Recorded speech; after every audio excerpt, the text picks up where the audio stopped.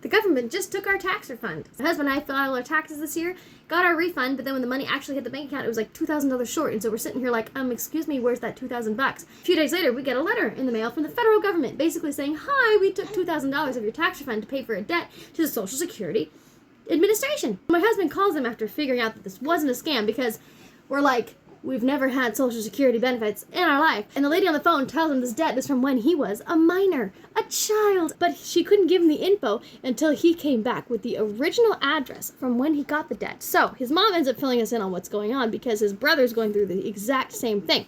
Apparently, when his dad was on disability years ago, kids could get something called dependent benefits. All the money goes to the parent as a representative payee, meaning that the parent receives the money, spends the money. The kid never actually sees the money, okay? But then the government can decide later that they paid too much. You know, they changed their mind, so to speak. So guess who they come after? The kid. Even decades later. This has literally been decades later. And even if they never saw a single dollar of that money, it comes out of their pocket. So the government just reached into our tax refund and took out $2,000 for money that my husband never received from when he was literally a child. And the process to even trying to get it back is freaking wild. First, you have to have this letter, right? They claim that they sent it to an address he lived as a teenager because apparently we need that letter in order to dispute this.